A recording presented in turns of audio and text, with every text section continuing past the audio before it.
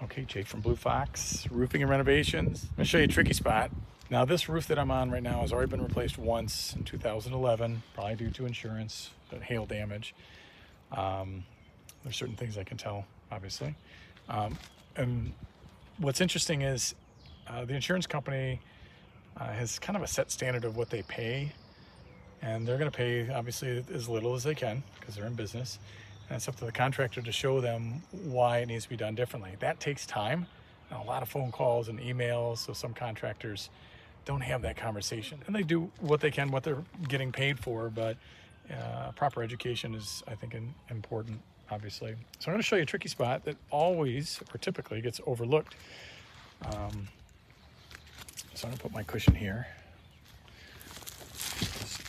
Let's see. Okay, so let's be the water with me. So we can see any water coming off this roof.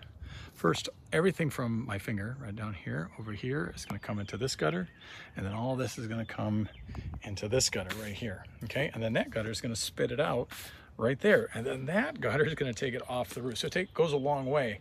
But look at this area right here. So that's going to get a lot of water coming at it.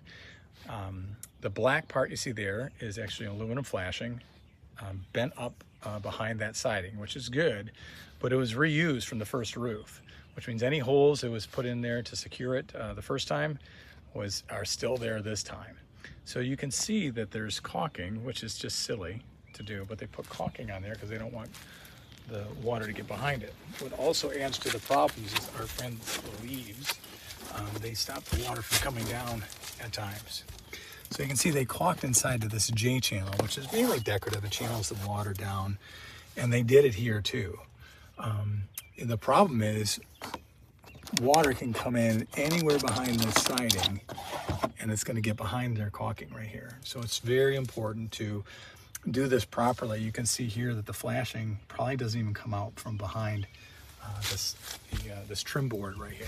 Okay, so water will, if we got into the attic or when we get in and we didn't have access, I'm confident there's going to be some water damage right here.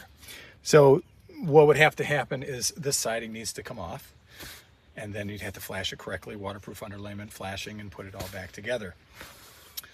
If the insurance company isn't paying for that, a lot of contractors are going to do it. So I only want to get paid for what they do. And then here's an area too where there's no kick out flashing, where it doesn't allow water to get into the gutter, so they caulk it here, but that's not going to do any good because it's just going to give way. And what's this S? Well, it's soft, right? So it's soft right here because the water continues to come down. This isn't obviously secured correctly, so water can come in here and cause some leaks.